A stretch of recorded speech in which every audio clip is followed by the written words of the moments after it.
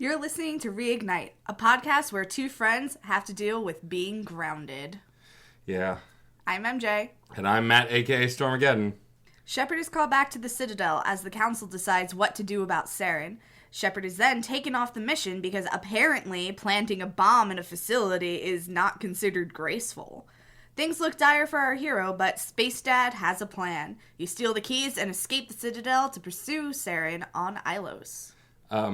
So we'll get into our usual check-in with the crew in a minute, but I just have to say my favorite thing about the cutscene once you get back to the Citadel is it adds validity to all of my internalized feelings about Udina.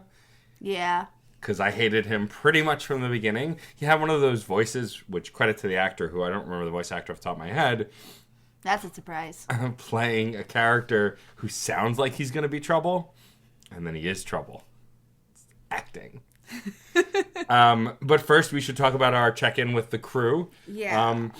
Some of them have less to say. So, of course, this is our first time checking in with the crew after the death of our compatriot, whether it was Ashley. A member of Team Earth. Yep, whether it was Ashley for me or Caden for you. Mm-hmm. As usual, I start with Joker. And this is the first time in this run of missions where Joker, you actually have some dialogue with him. Because he will talk to you about what happened. Yeah. This is one of the few times you can actually talk to him, and it has nothing to do with his disease. There's no, mask he's hiding behind. There's no mask of sarcasm. And he's being very vulnerable and very real with you. Yeah. And we have no real idea of the time frame that the game is taking place over the course of. Right. Because to us, it feels like hours because we're only sinking hours into the game. Right. But it could actually be much longer. Yeah, they don't actually explain how long the mass relays take to travel you from planet to planet. Right. So it's possible that Joker has known both Alenko and Williams for quite some time and has actually gotten to get to know them. Right. He for sure knew Alenko a lot longer because they served together under Captain Daderson before you came on board. And I appreciate that we get this conversation because you get someone who sympathizes with the choice that you had to make. Yeah. I mean, one of the first things he pretty much says is it couldn't have been easy. Right. And so he's already letting you know that from where he stands, he knows that choice wasn't going to be easy and doesn't want to give you any guff for making the choice. There's no blame. No, none. Which is really nice. And you can pretty much, whether you take Renegade or Paragon here, those choices, for the most part, they're within the same ballpark. Like, there's no moment where you're an asshole to Joker in this moment. You can either be very cold about it or very warm about it. Mm-hmm. Paragon answer, of course, being more warm, which I'm sure is what you chose as well. Kind of being reassuring. When he said, I don't think I could have done it, my response was, pray you never have to. That might have been the middle of the road response, actually. Yeah, I think it was, because I think the Paragon was like, I did what I had to do. Yeah. Which, yes, I did, but also, like, I really hope you never have to experience this, because it's not fun. Well, right, yeah. The Paragon response is essentially, I made the choice, so you don't have to worry about it. Like, that kind of a thing. Taking on the burden. And that was my answer because, as we've discussed earlier, I, as a human, in real life, have a superhero complex. And I feel like I have to save everybody and protect everyone. And so that, again, led into me making my decision. And so I treated this conversation the same way. Before we move on, I know normally we would go towards Caden and Liara. Can I request that we talk about Caden and Ashley in tandem? Sure. So can we, skip Caden for the moment? Sure. Yeah. Oh, and come back to both of them? Yeah, and come back to both of them. Since you only have Ashley and I only have Caden. Right. Yeah, and we'll sure. Just do them at the end. So we'll go to Liara first then. Before we do, I have a thought. So you can talk to Presley and you can talk to Chakwas, and neither of them have anything to say about what happened. Yep. And it kind of upsets me. Yeah. Because you're both Alliance people.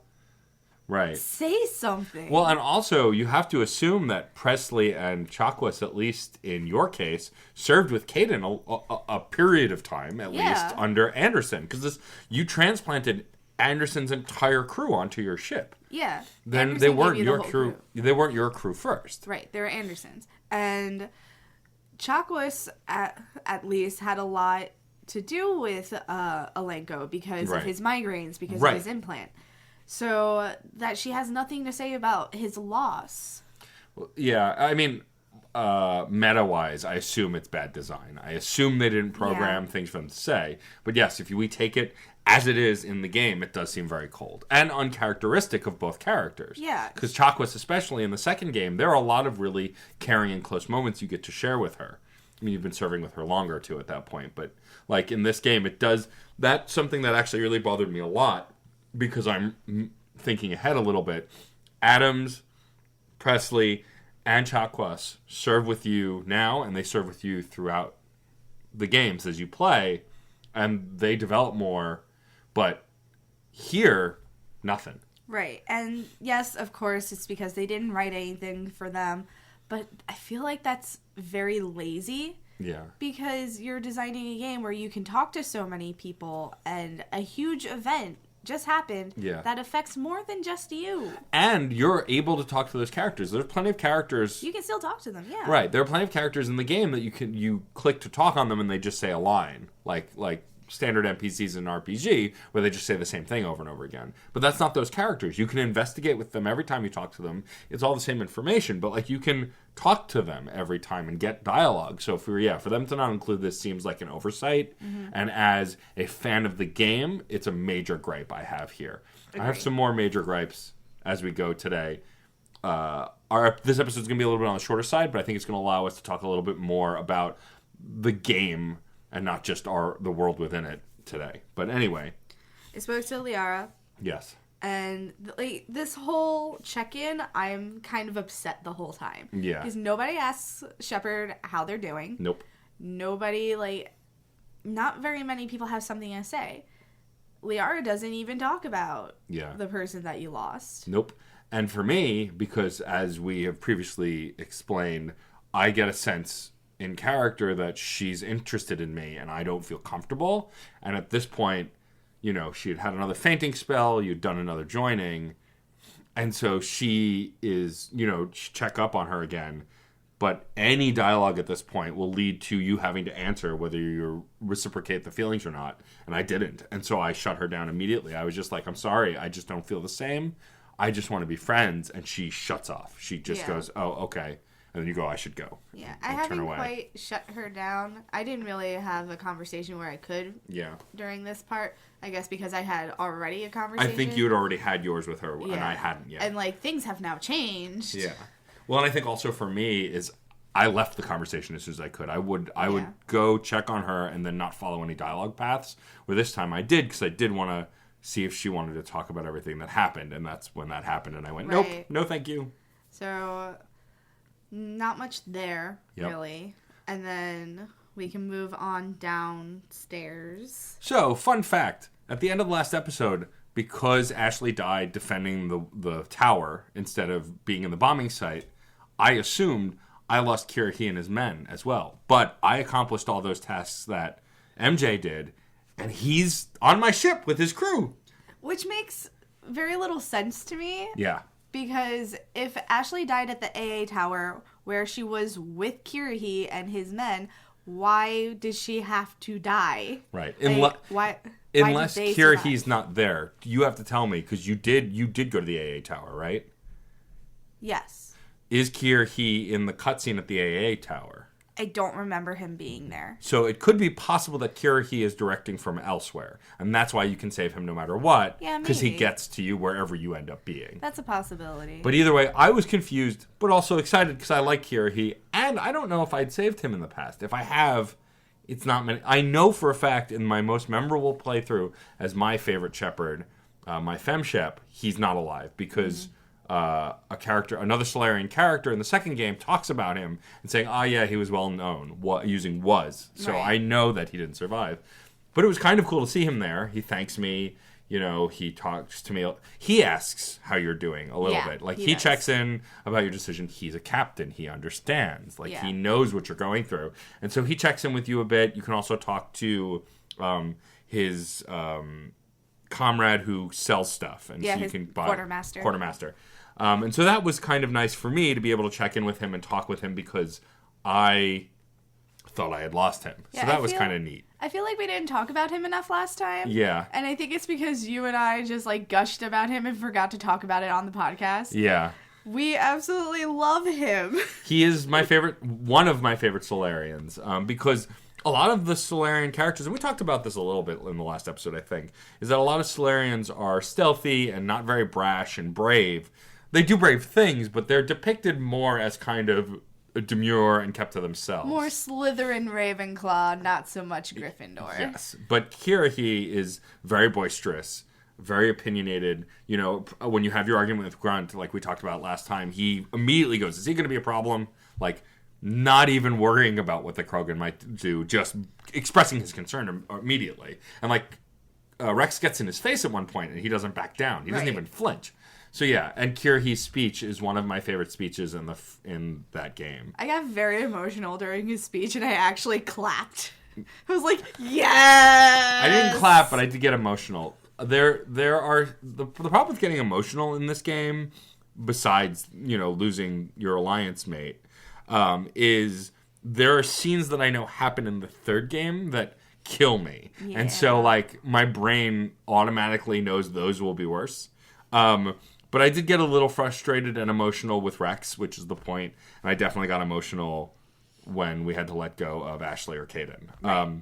So it was nice to see Kirahi and be able to chat with him. From there, we go chat with Rex, and there's not really anything here. He doesn't really talk about much. Yeah, he gives you encouragement. He does. Because he recognizes that you did a hard thing. Well, yeah, and he says that he specifically talking about what happened with the, you know, curing the Krogan and everything. Like, he knows that it wasn't an easy decision to make. Mm-hmm. And he thanks Shepard and then says he pretty much wants to pound Saren into dust. Right. So Rex gives you, like, some encouragement. Garrus doesn't really have much to say because he wants to get Saren. He thanked me. Yeah, he thanked me too. Yeah, he thanks you. He goes, Shepard, and then kind of stops, and you can push him. And so I went, of course, what is it, Garrus? And he thanks you because you've changed his life. And it's this odd, almost opening up moment, which is very Garrus. Like, he starts to open up and then just immediately shuts down. Yeah, and which makes me think, that's one of the reasons why I think that this has taken place over, like, perhaps months. Yeah. And not because that would explain why Rex only says very little and Garrus says very little, especially for me, because they were in the same area as Ashley, so they must have been talking to her. Right. Like, they must have commiserated or chatted at some point, because they were all in the same area of the ship together. Right. Which would also explain why Garrus thanks us, and, you know, because of that period of time, he's thanking us because he knows it could have been him down there who got blown up, and it wasn't. And he's thankful that you changed his life and that he still has a life, I think. Which I never really thought about it that way, but you could be right. It's definitely not a few days or a weekend. Like, they definitely spent some time together. Yeah, I would be very interested to know how much real time has passed in the game, and I'm sure it's somewhere, so I'm going to look into that at some point. And so then from there we can go to Tali, and there's no conversation with Tali. No, nothing new. Nothing new. She's with you till the end of the line, and that's about it. Yeah. And so now we'll alternate talking about, and this will be the future for this game and beyond, about the characters who lived. So you can start with Ashley and what it was like to talk with her after what happened. Yeah. With Ashley, you can check in, and I relate to the things that she says, because she's very, like, frustrated and angry about the AI, because she can't run up to them and shoot them. Yeah. She's useless in a battle like this. She's an infantry person. Like, she's a foot soldier. Yeah. What can she do? She's a warrior. And I understand her frustration, because that's very, very relatable. Yeah. But she doesn't really have a whole lot to say about Caden. Yeah. Mostly because you've already kind of had that confrontation in the meeting room. You can check in on her and make sure that she's doing okay. But again, she doesn't, like, check in on you. Nope. So, and I find it very frustrating that no one asks how you're doing. Yeah. When you check in with Caden, there's a compassionate tone, but it is mostly his own frustration. But from a more marshmallowy perspective, he's a lot softer. Just kind of feeling down and depressed. He feels like he could have done more, and you reassure him that there's nothing else he could have done. It wasn't his decision to make. I think at one point in the conversation he goes, that wouldn't have been my call. I would have gone with Williams. And you can go, well, it wasn't your call. It was my call, and I made the decision. Yeah. And I continue to try and comfort him in a way that supports that clearly I have feelings for Caden at this point, though I cannot pursue them. Right. But it's also the same thing. Like, it's the frustration with Saren and, not trusting not trusting going back to the Citadel and talking to the council, like not thinking that's going to have traction. Right. Which turns out he's right. Yeah, well. And that's it. And like even downstairs, you can't. When you talk to Engineer Adams, it's like the other two, nothing. He doesn't say anything about Alenko or Williams.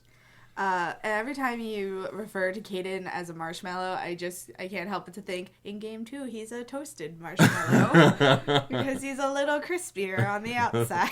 There are reasons for that, and we'll get to that. But yes. I think as a whole, this check-in, there was a somber overtone, obviously. Yeah. And you could kind of feel it in the ship. And so I was eager to get to the next section. And so when you step to the galaxy map and they go, well, we better head to the Citadel to talk to the council, I'm like, oh, okay, I guess we're going back to the Citadel. Yeah, there's a cutscene that you can't... You can't choose where to go at this point. The cutscene happens and it takes you to the Citadel. Next thing you know, you're talking to the council with Udina, and they're not listening to you, and Udina's telling you to shut up so he can take over. And I wanted to punch him in the face. This section was very upsetting because you're being shut out completely. Udina has essentially engineered this. Yeah, he has you landlocked. You can't go anywhere. Landlocked, haha, in space in a giant floating city. But yeah, he has you quarantined. Grounded, yeah. So you're stuck. You can't go anywhere. He's taken away all your access. He pretty much is forcing you to stay on the Citadel, and when you try and talk the council into sending you to Ilos because you're the only one who can stop Saren, they bring up the fact that you blew up a base and that you're not subtle and you can't sneak in unnoticed, and it's very frustrating. It is, because nobody cares about your experiences, nobody believes you, and this goes back to the conversation we had last time. Yeah, where it must seem incredibly more frustrating as a POC or a female character. Pretty much anyone but a white dude, which is what I am. Yeah.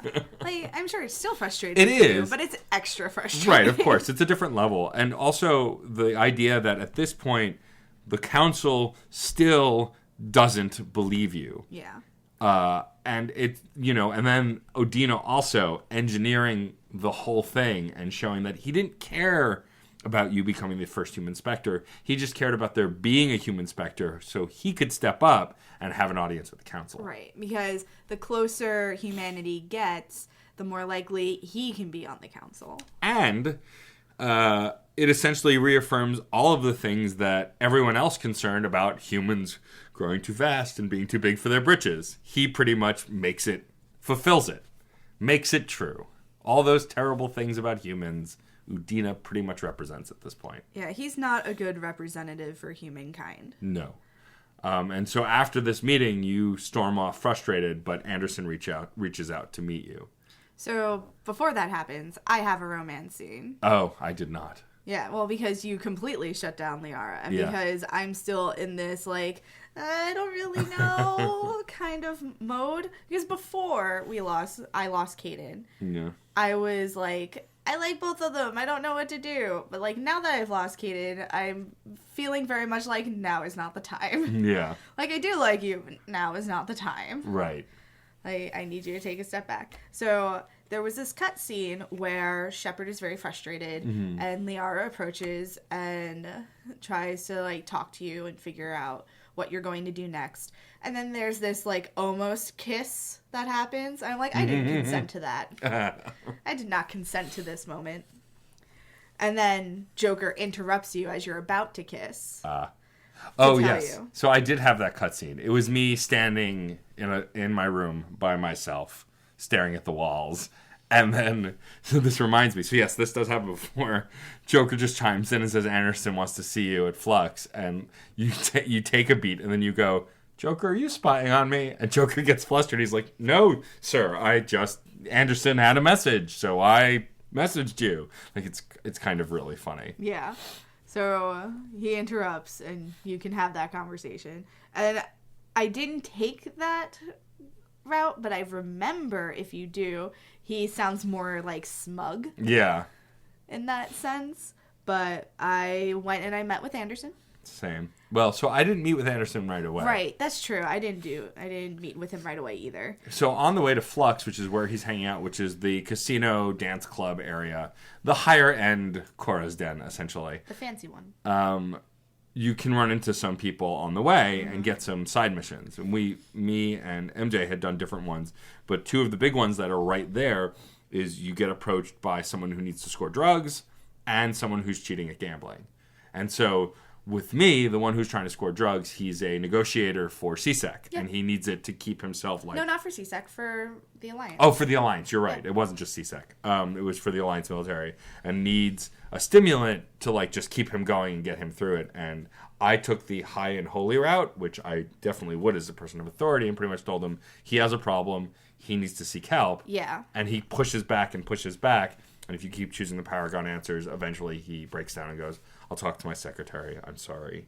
I'm terrible. Yeah. And wanders off kind of broken. And it's kind of sad because in this advanced society, we're still struggling with the same old problems. Mm-hmm. He got addicted to this stimulant because everybody else is on it. And he just needs one more hit to keep going. Mm-hmm. And you would think that with all of our advancements, we wouldn't get trapped like that.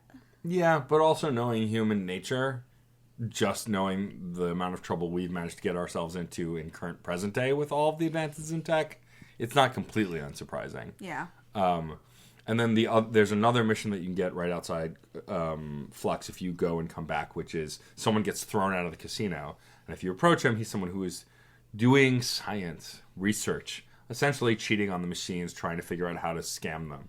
And so you can tell him that you won't help him and do nothing and walk away, or you can do what I did, which is agree to help him and then go inside and turn over his device to the owner of the club. Oh, I didn't think to do that. And the owner of the club rewinds you with a few free games of the slot machine, whatever it's called. Yeah, I think it's called Flux. Yeah, oh yeah, probably it is. I think the game is called Flux. And so I turned it into him. I got a reward. I think I got some items, and then I also played a few rounds of gambling.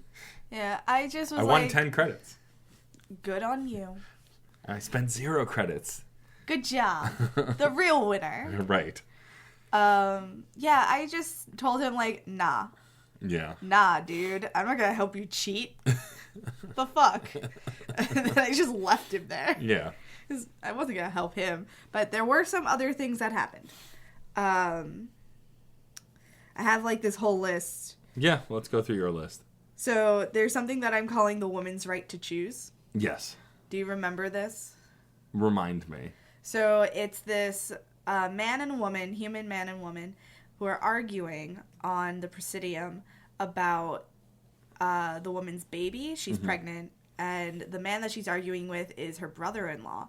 And her husband, the baby's father, has died, I think. He died of a genetic heart disease. Mm-hmm. And the brother-in-law wants her to do gene therapy while the baby is in utero to try and prevent the heart disease. And the risk of the baby being hurt by this gene therapy has the mother, like, refusing to do it. But the odds are less that the gene therapy could hurt the baby. Right. But the research is so inconclusive right. that the mom's like, I really don't want to risk that. The chances of the baby having the same heart disease is also very low. Right. So I approached that conversation. I was like, wait, you tell me your side, you tell me your side. Yeah, there are several missions like that in the game. I didn't do this one. I didn't actually go to the Presidium at any point, I think, on this trip to the Citadel, which is why I didn't get that one. Yeah, this conversation reminds me of the last time I did a full playthrough, back when I lived in Brooklyn. Mm-hmm. And Kevin was my roommate. Mm-hmm. And Kevin would come in when I was playing Mass Effect. He was like, "Are you being a space liberal? Supporting a woman's right to choose?" So that's where I get the woman's right to choose thing. Because he'd come in whenever I was doing, like, something good in the world, and he'd be like, "You're such a liberal." Which I find very funny. So I supported the mom. Right. Because, first of all, it's her body. Yeah. Second of all, it's her baby. Yeah. It is not your baby, sir. Yeah. Like, you're the baby's uncle. Yes, true. If you were the husband, at least you'd have a horse in the race. Maybe. Yeah. But, yeah. Like, if you were the husband, then yes, that is a conversation that is a little murkier. Yeah. But you're the baby's uncle. And you are important. But let this woman do what she thinks is best for her baby. It's ultimately her call. Absolutely. Agreed. So I supported that. And I remember that they come back. Oh, do they? Yeah, they come back in games 2 and 3. Interesting. Yeah. So, well, I guess I won't see them because I can't go back to the Citadel. You may overhear them anyway. Oh, that's true. You may overhear them anyway in the future. In games 2 and 3. Right. There was an interview with Al Jelani. I can never remember. I think it's Al Jelani. Yeah, when you get off the elevator at CSEC offices, when you first get off the ship, you're approached by pretty much the recurring interviewer throughout the series. Yeah, she has this camera drone that shines a bright light in your face, and she starts asking you these real tough questions, and you have to either take diplomatic answers or go renegade and, like, end the interview and just decide, like, your questions are inappropriate. Or you can play the middle Republican politician route and just say, can't talk about it. Yeah. Confidential. So I took the Paragon route through the whole for the most part, the whole conversation. I think I had some middling answers. Oh, when she asked about specific mission details, I took a military route and said that's confidential. I can't share that information. Yeah. But if you continue through the interview, as the questions escalate, you get the option to punch her out, which, as my fem shep, I have taken, and I feel like I am justified in those moments. But as male shep, I thought it would be not okay. Yeah. And so I was like, and also taking most of the Paragon route, I think I did a pretty good job answering the questions. Yeah, because you answered diplomatically. And she also, like, if you're not answering diplomatically, she will take an attitude with you, but she seemed pretty satisfied when I was done. Yeah, because she was non-confrontational. She's challenging you because that's her job. Right. Like, that's what we want from our media. And I think in the past people have been like, well, fuck her. Yeah. Because who is she to question me? She's the media. She is reporting on what you're doing because what you're doing affects other people. Yeah. And other people deserve to know what's going on. And the media deserves to be heard. This is what journalism is about. Yes. And so I think also in the past, though, playing this game, being a little younger and a more brash, like, I felt like I didn't have to answer to her, and which is why I did what I did. In case I haven't brought it up on the podcast, but I'm pretty sure I have, I prefer to play a fem shep. I'm playing male shep for our experiment here, but I prefer fem shep. And so when I play as fem shep, I didn't find it as egregious punching her out after getting frustrated with her, but I definitely knew it would be wrong as male shep to punch this woman who's interviewing me. Yeah. And on top of it, I felt like I was more rational now than I was the last time I played this game because I've been through a lot more real life experiences that have helped me to better rationalize tough questions, and I felt like I was able to approach, because I answered honestly. Like I said, when she asked about specific mission details on Vermeer, I didn't deny it. I said it's confidential. Yeah. Because I felt it was none of the public's business. These are specific Alliance file details that they shouldn't have access to anyway. Right. And the results don't affect the Alliance directly, because this was something to do with other races that it wouldn't even impact the Alliance, because it's all science and it's all stuff to be discussed and discovered.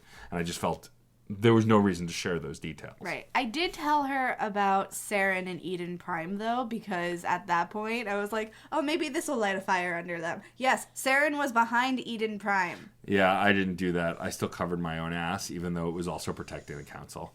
I regretted it, but I did it. Yeah, no, I didn't want to protect the council in that moment. Yeah. I wanted them to know, like, I'm watching you. Yeah. I'm watching you fail.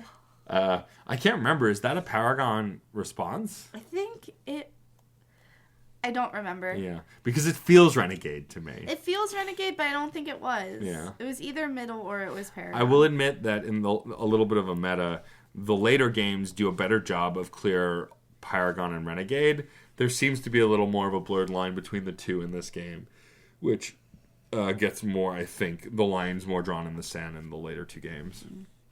Another thing that you can do is you find out that there are some unusual things happening on the Citadel. There is a suspicious flux machine that is funneling credits throughout the Citadel, and you go to like different points, and whoever the tech person is on your squad will tell you where the next point is. Yeah. And you eventually find an AI hiding on the Presidium. Huh, I did not do that. There's an AI who's been funneling credits so as to try to get itself installed on a spaceship so it can fly away from the Citadel. Interesting. It was fucking weird. That is weird. And, like, the AI was created by another AI. Huh. And that AI was created by, I want to say, a Solarian. I'm not 100% sure, though, but whoever created the first AI deactivated it after it created the second AI. Interesting. So the second AI arranged for the creator to be murdered. Huh. See, this is a story I don't think I've ever seen in this game. It's wild. Have you gotten this before? Yes, I have. And I had a vague memory of it, so I kind of went looking for it. Yeah, I had no idea. That's really interesting. It's really fun to know that this game still has missions that you can miss that are so interesting like that. Something I forgot to mention before also, you can tell Caden is still suffering and beating himself up for the loss, because when I turned in the credit skimmer to the head of the casino, the guy, when you go back and tell him what you've done, he goes, oh, what am I going to do now? Caden immediately chimes in and goes, get a job like a real person instead of being a lazy cheater. Like, he's just so angry, and I'd never seen him that angry before. Like, this injustice of cheating. He also has a very strong moral code. He's a very, very Hufflepuffy person. Hufflepuffy marshmallow. He is a Hufflepuffy marshmallow. So I just wanted to throw that in. But that mission's wild. I didn't even know it existed. And I'm bummed I can't do it now. Yeah, you get to the end, you find the AI, and you're asking him everything. And he's like, well, now I'm going to self-destruct and kill myself and you. Okay, bye. Jeez. And you're just like, I don't believe you. I think you're bluffing. And he's like, okay, fine. You think I'm bluffing? Self-destruct imminent. And then you're just like, I bet I can deactivate you before you explode. And did you do that? I did. I deactivated him. But, you can either, shoot it to deactivate it, or you can do the coding. I did the coding. Right. Which is hard and scary because you're just mashing buttons and hoping that they're right. Right, of course. So I did that. That was a little nerve-wracking. I think maybe in real life I would have just shot it. Yeah, I think if I had that mission, I definitely would have shot it. I think I just would have shot it. I wouldn't have thought that through. I just would have been like, blam, blam, blam, blam, blam. Please don't kill us. I mean, I have been quick to draw my gun in some stressful situations, way back when we first started, and what's his name, the Solarian researcher confronted me. Chorbin, and I just went, oh, you have guns. We have guns. And then we fought. Another thing to take things down a little bit.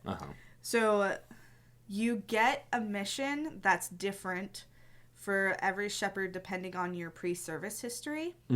So because you chose Spacer and I chose Colonist, you would have had something with a soldier that served with Hannah Shepherd, who is Shepherd's mother. And I got something for a fellow Minoir survivor. Interesting. So for people who might not remember, I chose to be a colonist, which means that when Shepherd was 16, her entire colony was raided by Batarian slavers, and she was picked up by the Alliance, and she was rescued. We don't actually know what happened to Shepard or how long it took for Shepard to be rescued. Right. But when we pick up this mission, for me, I get to meet a fellow Minoir survivor who is 6 years old at the time. And she was actually taken by the Batarians. Yikes. So now she's 18, I think. And she is...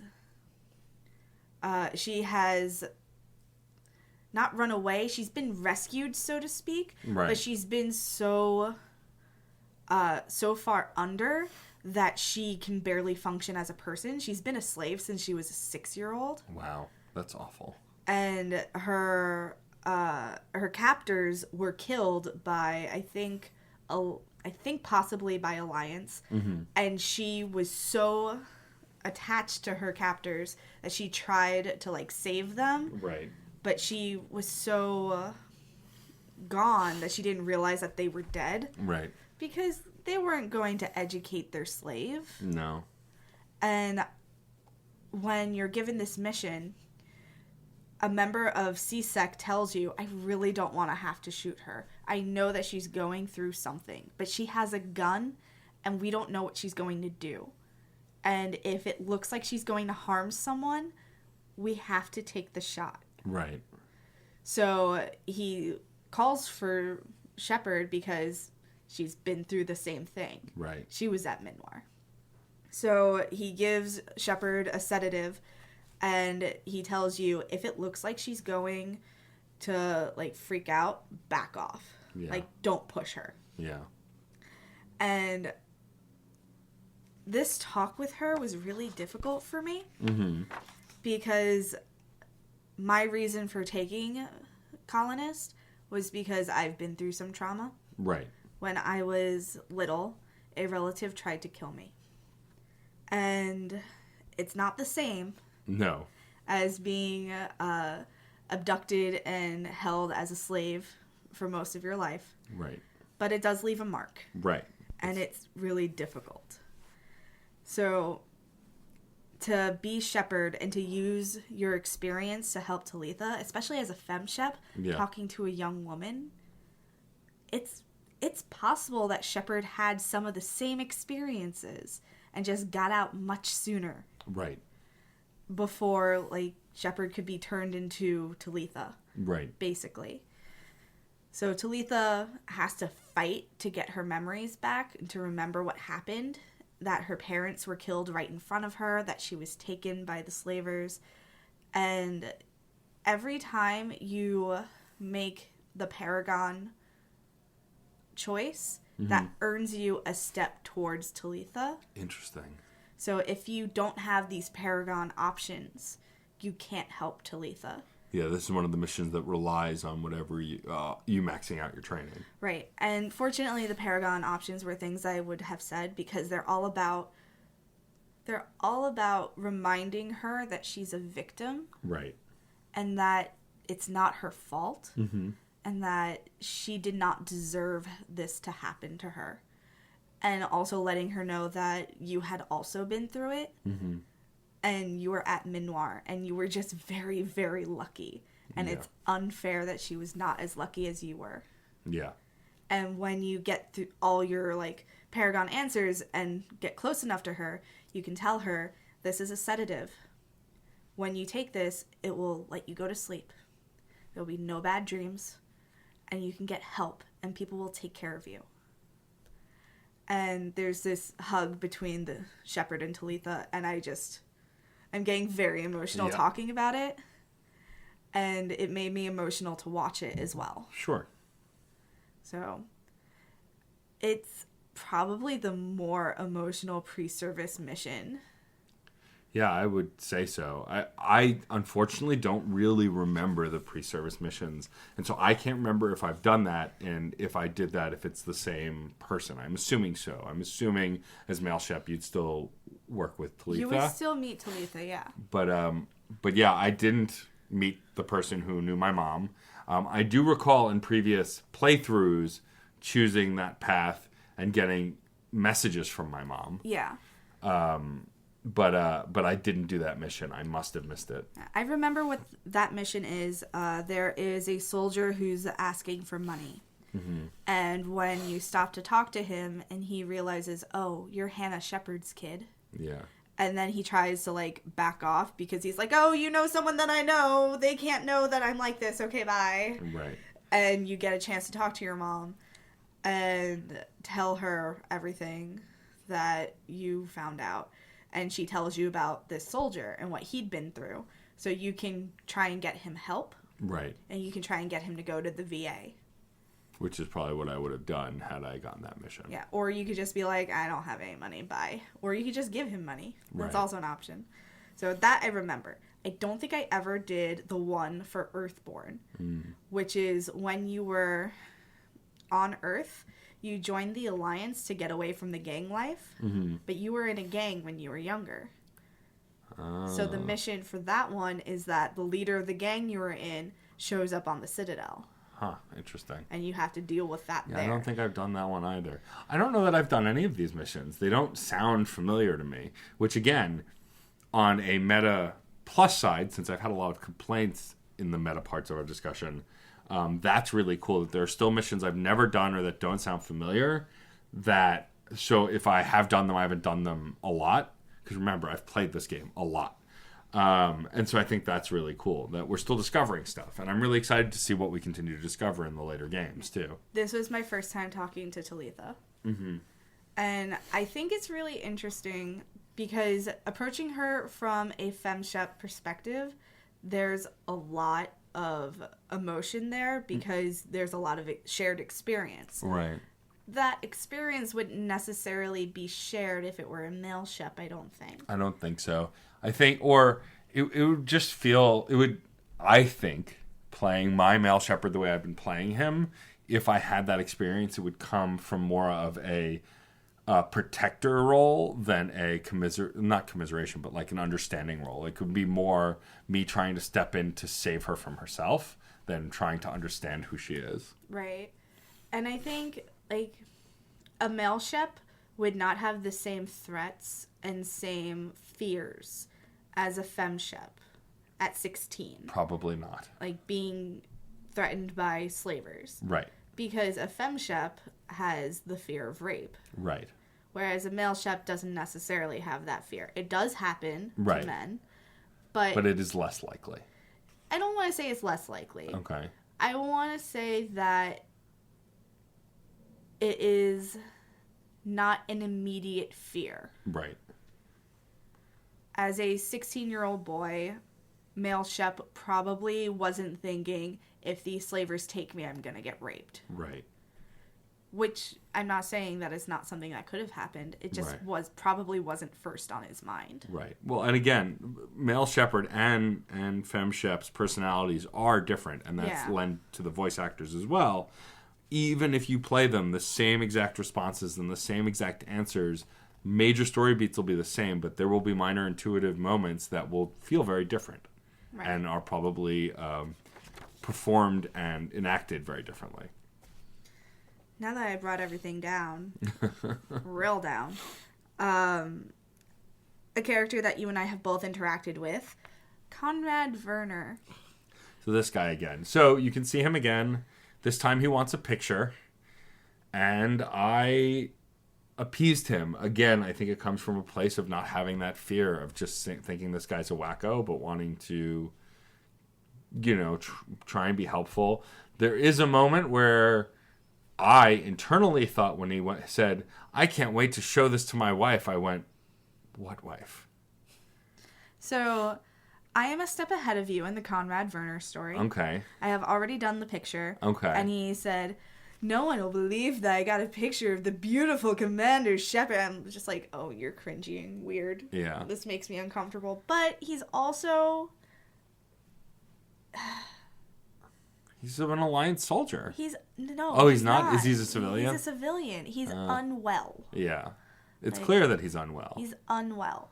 And the last conversation that I have with him, which is wrapping up his whole arc, Right. is he says, "What if you signed me on as a Spectre and I came with you and I helped you right wrongs and fight the bad guys?" And here you can either shove a gun in his face and intimidate him out of this idea, or you can say, "Conrad, I need people at home. Yeah. I need people who are fighting the good fight at home by being a good person and taking care of the people in their lives." Was that the one you chose? Yes. Because, like, I know that he's not intentionally being weird and awkward. And he seems mostly harmless in those moments, yeah. He just is weird and awkward. Yeah, I didn't finish the arc with him, and again, now I can't go back to the Citadel, so I don't know if he'll show up later. Pobody's nerfed. That's true.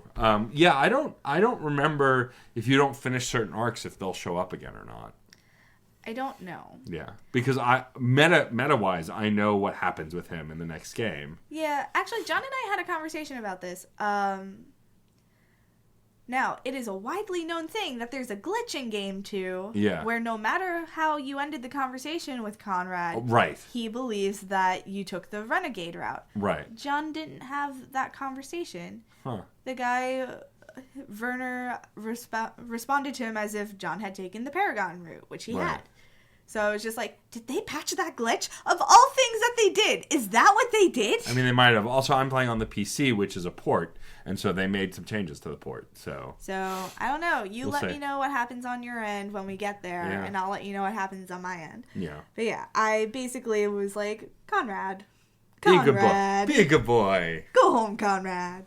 Yeah. So. Another mission that we both did, I think, is the sisters working in separate bars. I did that way back. And so I did that now. So we'll talk about it now, which is when you're in Flux, you notice that one of the bartenders is flustered. You try and talk to her to see what's going on. It turns out that her sister is a spy for CSEC at Cora's Den, which big bad protector Shepard that I play was like, well, that won't do. That's really dangerous. And you share in the sympathy, the worry of the sister. And so you go try to talk to her. And when you do, a seemingly drunken Turian shoulder checks you and goes, if you want to talk about her, come to CSEC. And when you try and clarify, no matter what choice you pick, he tells you to shove off and to leave him alone. And you end up going to the CSEC. You get scolded for almost blowing her cover, which admittedly, after the fact, I kind of went, oh yeah, that was probably a bad idea. Whoops.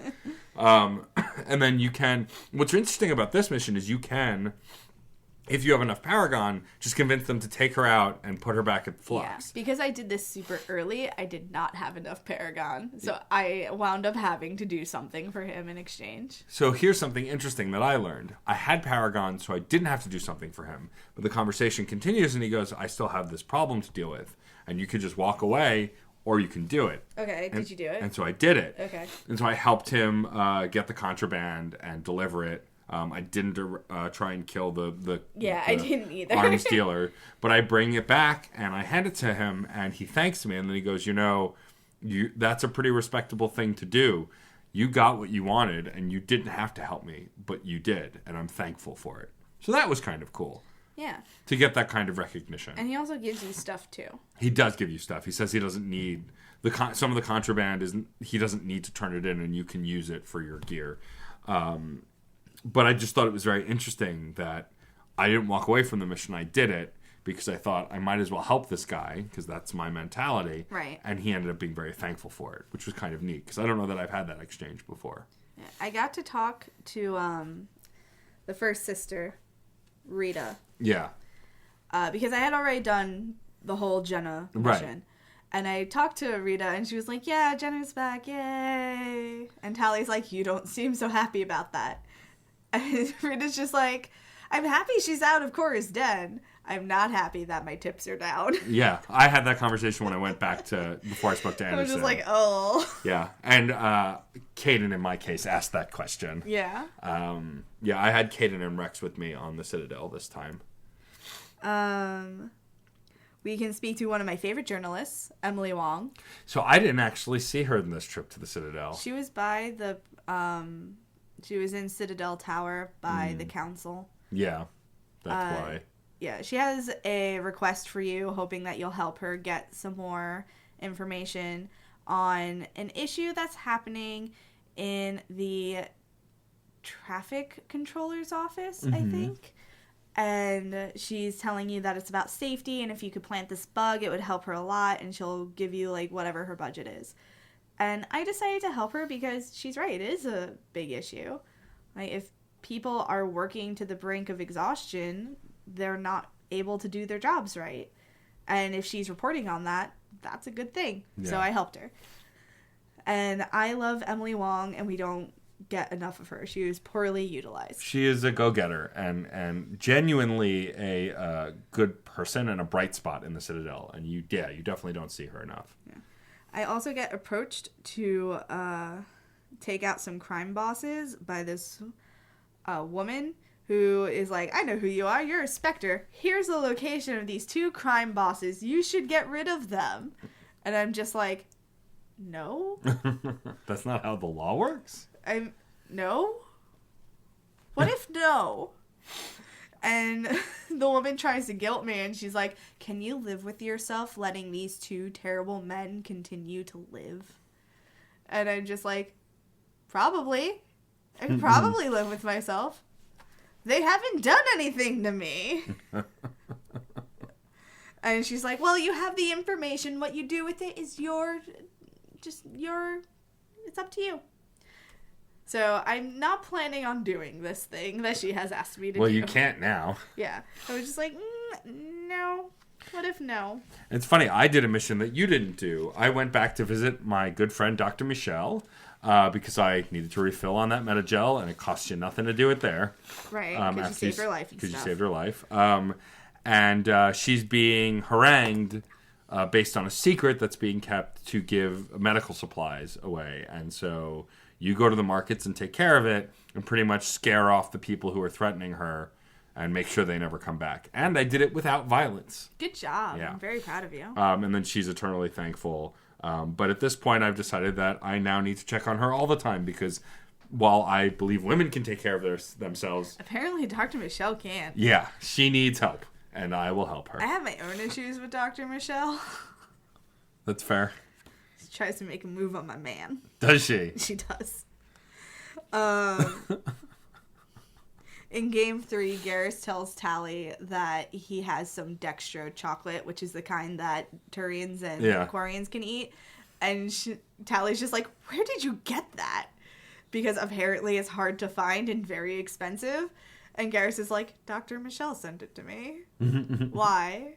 And if you're romancing Garrus, Tally turns to Shepard and says, you better watch yourself. Yeah, I actually had a really great elevator conversation when I was in the Citadel going to CSEC. It was between Caden and Rex, who I don't think I've had in the squad together at the same time. But Caden asks, in his marshmallow fashion, Rex, is it hard for you to fight other Krogan? And Rex goes, no. If Krogan are fighting me, I'm either getting paid to kill them or they're just stupid. Which I appreciated. There's also a conversation that Rex and Caden have. I'm remembering this. Where Rex asks Caden who would win in a fight, you or Shepard. And Caden was like, no one? Neither of us? We would fight. What are you talking about? And Rex is like, you would lose. Shepard would win.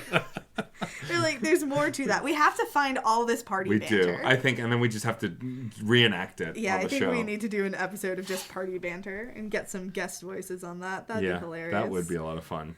There was another thing that I did on the Citadel, and it was... Oh, remember way back when I killed some pirates? Yes, I do remember that. So that actually came back around. Did it? Because I spoke to someone, and this woman, Nasana Dantius, in the embassy bar, Oh, I remember Nasana Dantius. Yeah, you killed her sister, didn't you? Yes. Who was the pirate. Yes. So you can get the mission from her, too. You can get the mission from her, but because I didn't talk to her and I went straight, like, I was looking You at... found the mission and did it. I found it, and I didn't really have an option to not kill these pirates. Yeah. I killed her. Yeah. And I found out that her sister was blackmailing her. And I was like, hey, I already know about this. And Desana was like, I was going to try and manipulate her into killing her for me, or manipulate you into killing her for me, so good job, thanks. Here's some money. And then you could be like, yeah, no, that's not enough. And she's like, okay. So you did do that mission, Renegade. You renegaded that mission. I didn't mean to. Yeah, but asking for more money is a renegade act. Well, actually, it was a Paragon Really? option to be like, it could be to your benefit to have someone in my position who did you a favor. Huh. That seems very Paragon to me. It was. A renegade, rather. It was Paragon. Because I have, like, no renegade point, so I can't do anything renegade. All right. It was. I believe you. It just doesn't seem to fit the mold. IDK. So, yeah. So after all of these side missions, we can go talk to Captain Daderson, voiced by one of my favorite voice actors, Keith David. Captain Daderson, Keith David. Captain Daderson, I like that. That nickname is... We got to put that one on a shirt. Captain Daderson, with, like, his face on the back. But he talks to you, and essentially he gives you two options. He wants to get you off the Citadel, and he can either attack one of the security points and take out the guards, or sneak into Adina's office and try and hack into the computer. And with both options, like, he gives one option, you go, that's too dangerous. He gives the other option, he goes, but what if you get caught? And then you essentially have to choose anyway. Or you can put it up to him. Right. Yes. The options at the end of the day are you choose one, you choose the other, or Anderson chooses. So I chose the computer. I told Anderson, it's your call.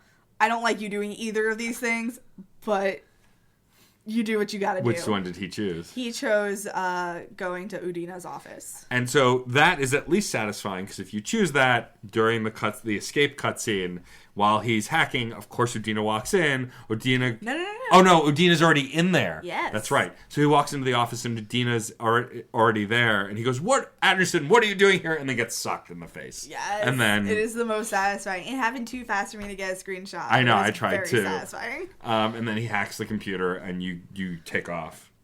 Yeah, it was... And it's funny because you interact with Joker a little bit, and he talks about how he kind of wishes they sent someone after you or something. He wanted to put the ship through maneuvers, but because you just escape, I didn't have any conversation with him because, like, as soon as you escaped, I saved and I was done. I didn't talk to him. Oh, no, during the cutscene. Oh. He to me... I don't remember this. It could be because I chose for Anderson to do that. Maybe. He says that he's a little bummed that they didn't send anybody after. It's once you're out of the Citadel space at the end of the cutscene, he goes, they didn't send anyone after us. I don't remember this at all. I don't think that happened for me. Joker laments about not being able to put the ship through maneuvers against other ships. He wanted the Citadel to send the fleet after you. It was pretty funny. And very Joker. I didn't have this happen. Yeah. Because I cannot remember it at all. Or it happened and I was just so tired that I forgot. I mean, it could be either, but I think it's very funny. Also, like, my relationship with Joker is very much like poking the bear a little bit, so he's very snarky with me. Yeah, and then you escape, and then you save the game, and that's it. And so before we wrap up the episode, our next episode will be Ilos. We are headed to Ilos. And from there, it's the end of the game, essentially. Mm-hmm. You go to Ilos, and then go back to the Citadel, and then confront Saren. Yeah, we only have a couple of episodes left for this season. Basically, we will be finishing the game in 3 episodes. Yep. We have Ilos, and then... Ilos, final battle on the Citadel. Then we do a side quest, and then we do a post-mortem. Yeah, the side quest is going to be side quests and DLC, because there's a Bring Down the Sky DLC with the Batarians that we can do as well. Yep. Also, I did Pinnacle Station. I'll do it before we finish the game. And if you're playing along with us, do all of your side missions now, because once you go to Ilos, that's it. You're on a crash course for the end of the game. Yeah. So do all of your side missions now, all of your DLC missions now. I think in Mass Effect, once you finish the game, you can save. No, there's no going back to playing the save after you finish the game. Oh, okay. I think you can. So when you finish the game, you can continue, and then it puts you back right before the final battle. That is what I remember, because I thought that you could continue to explore like in 2. Yeah. Because it said continue. Yeah. And it just puts you back. And so I will then reaffirm my statement. Do your side missions and DLC missions now, because after Ilos you cannot go back.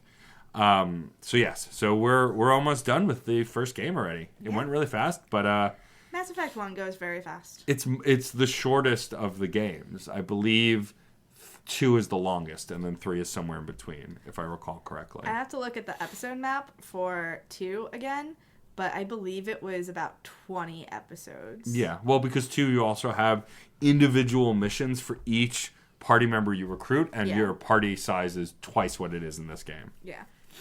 I have something for Fandom Corner. All right. So I have recently started following a Facebook page called The Alliance, and they just post funny Mass Effect memes, and I sometimes steal them and post them on our page. Yes. But I also hat tip to them, or I try to. So if you're looking for Mass Effect memes and some funnies, definitely go to The Alliance on Facebook. It's not a group, it's just a Facebook page. Yeah. It's called The Alliance. They're very funny. Yeah. I have a shout out for April at Ape Cavazos, Cavazos, who shared with us a Gamer Poop Mass Effect shirt that says "Will Bang, okay?" in the Mass Effect logo design, and it was very funny. Yes, because essentially that's for some people, they play Dragon Age and Mass Effect to bang other people. And, you do you, I guess. To quote Jeff Richardson, it ticks off that vicarious thrill box. That's very true. We have reviews. We do. So this time, I guess I'll read from Facebook and you can read from iTunes. Sure. So I will pull that up now and stall because the Facebook app is being really slow for some reason, and I don't know why. By the way, guys, please interact with us on social media. We have some folks who do, but we love hearing from all y'all, and we try and post enough funnies and screenshots to keep you guys entertained between episodes every 2 weeks. But feel free to ask us questions, post, share your stuff on our wall. We'll repost it. I am a 24/7 social media machine, so I will pretty much always respond to you. Yeah, 90% of the time, if Reignite the page or Reignite the Twitter account is responding to you, it is probably MJ. Sometimes it's me, but it's mostly MJ. All right, so are you ready? Yeah, go for it. I'll do from Apple Podcasts.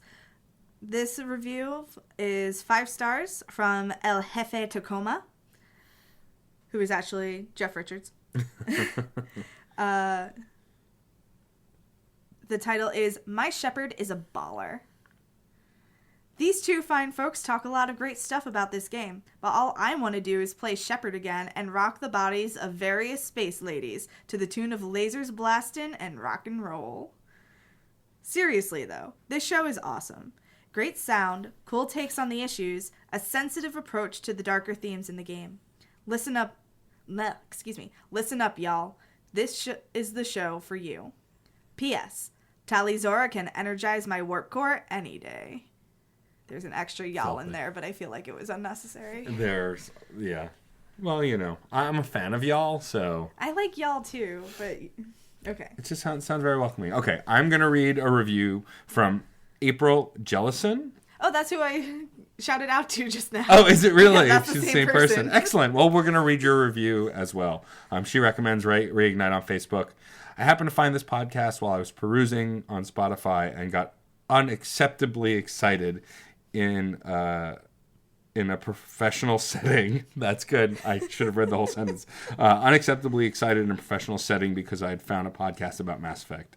It's wonderful and insightful and a great take on this franchise in today's somewhat precarious social climate. That's a very nice way of putting it, April. A true paragon. Right, a true paragon. It also made my workday go much faster listening to two people who share my passion for this universe BioWare created. An instant favorite. Thank you, April. I want to hug you. Let's be friends. Keep listening. It'll get better.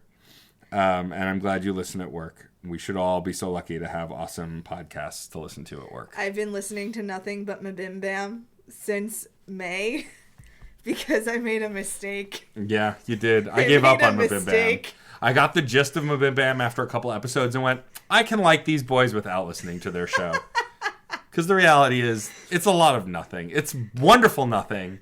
But a good chunk of it's nothing. It's fun to listen to, and there are some very good quotes. No, they're great. And I was listening to Mabim Bam and Sawbones for a while, but the reality was there was just too much to get through. Yeah. And it was giving me anxiety. And I already have several podcasts I listen to that are essentially about nothing, that are just fun. And so I had to kick it to the wayside. That doesn't mean I don't love the Sweet Sweet Boys any less, because I do. I think they're wonderful. They are very good boys. I couldn't stick with the podcast. But anyway, so thank you. Of course, you can write us a recommendation on our Facebook page or write us a review on your favorite podcast app. We mention iTunes because it helps us to get featured if we get a lot of reviews and ratings on iTunes. Please definitely rate, review, subscribe, tell a friend. One of my friends from the Minds at York podcast told me that he shared it with his best friend and she loves it. So I'm probably going to be like, hey, tell your friend to please rate, review, subscribe. Yeah. And then tell your friend to tell a friend. One of my favorite podcasts, Matt and Mattingly's Ice Cream Social, has an obelisk scheme where they don't want it to be a pyramid scheme. It's too complicated and amoral. They wanted an obelisk scheme. Tell one person. And then we don't talk about the tiny pyramid at the top of an obelisk. That makes the point. Anyway, if any of you guys are listening, shout out to you guys. But yes, please tell all your friends. Start with one and then have them tell others. Of course, a shout out to our Certain Point of View family, the Certain Point of View podcast, which is our flagship show, which is a sometimes Star Wars podcast. Right now they're talking Star Wars and some other stuff in nerd culture because Star Wars news is a little light at the moment. Of course, Scruffy Nerf Herders podcast, which is a D20 story. Yes? No, I was putting a finger up so when you finish the sentence I could say something, but I guess I'll say it now. You can say it now because I paused. We have a Discord where everyone on the network talks, and you can join our Discord too. Yes. There are links all over our social media. And in the Discord, Scruffy Nerf Herders were talking about their last session. And the phrase that I can remember is so many dildos. Yeah. And I had recently said, I need to put this in my queue. And then someone said that. I was like, maybe I should take this out of my queue. And then pretty much all of the hosts and participants continued to beg MJ not to. I mean, I'm not, but maybe consider that when you talk about so many dildos. Hey, look, some people like dildos. I mean, don't judge. I'm not judging. I'm just saying that if you were talking about there being a lot, then maybe it's just too much for me. This is a Star Wars podcast, by the way. It's a Star Wars D20 story DM'd by our very own Case Aiken. You can find that, of course, on the network as well. Case Aiken, the host of Another Pass podcast, which I've been on and MJ will be on in the future. Case, get at me with your schedule. We know you listen, so. Where Case takes another pass with a guest at a script for a good, bad, mediocre, and everything in between movie. Of course, there's the other podcast that I do on this network because I do too many podcasts, which is with Jeff Moonen, and it is Fun and Games. It is a gaming podcast. I'm really proud of our most recent episode, as of when this airs, will have come out, which talks about toxic gaming culture and the use of unacceptable words in competitive gaming. Oh, good. I'm glad you guys did that. So that's something that I'm really proud of. There are trigger warnings for the word rape and some other stuff, so keep that in mind if you listen, but I'm very proud of that episode. Although me and Jeff kind of came to the conclusion that, it sucks and we're trying to make it better, but at the end of the day, we can only, well, we're kind of here. Well, now they don't have to listen to the episode. You told them what the conclusion was. It's not the conclusion. It's just a thought that we came to. Please listen to the episode. And if you think I'm going to cut any of this out, I'm not. it's just, it's more fun this way. So check out all those shows on the network. It's been a blast being part of them. And yes, come to our Discord server. We just hit 200 likes on our Facebook page, and I linked the Discord server there. It's a permalink, so you can join. The invite does not expire. Please chat with us on the Discord server. Yes, I am always on the Discord server. I actually have the app because I am on a different podcast Discord server, and we're always talking about Animorphs and other random bullshit. Also, follow us on other social media. We are on Twitter, Facebook, Tumblr, Instagram, email. We're pretty much ReignitePod across the board. Yep. Our email is reignitepod@gmail.com. Please feel free to send us an email, voice clip, whatever you have, personal stories about Mass Effect. If there's any fandom pieces that you like, any fan fiction recommendations that you have, fan artists that you like, please send them to us because I'm always looking for new things that are happening. And I'm always here for you to talk to.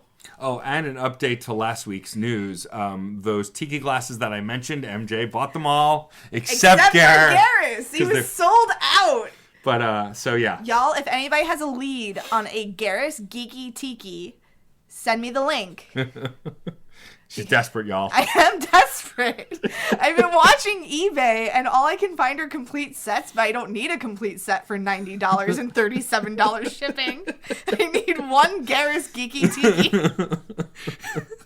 I hate myself so much. Yeah, that's okay. So do I. It's fine. We're okay here. Thank you so much for listening, as always. It's been a blast. Thank you to David Boyle, of course, for our incredible logo and design. Thank you to Dan Bull for our incredible theme music from his Mass Effect rap. You should go check out all of his music. It is awesome and nerdy. I think we are at an end. Anything else I'm forgetting? Thank you to our spouses for marrying us and staying with us despite how ridiculous and stupid we are. And tolerating us, yes. Shout out to Sarah and John as well. Thank you all for listening, as always. I am Matt, a.k.a. Stormageddon. I'm MJ. And this is our favorite podcast on the Citadel. Oh, we should go. Hey, Jen. Hey, Micah. Remember watching the Friends premiere? No, I never saw that. Oh, but remember those first Wu-Tang solo albums that came out? No, I don't. Remember that terrible Frasier theme song? Oh my god. Remember I was sent away from home when I was 16, sent to like the middle of nowhere, Montana, therapeutic boarding school. None of this rings a bell? Oh, yeah. Join us for I Never Saw That, a podcast about mid-90s pop culture and Montana. What about ER? You saw that, though, right? No!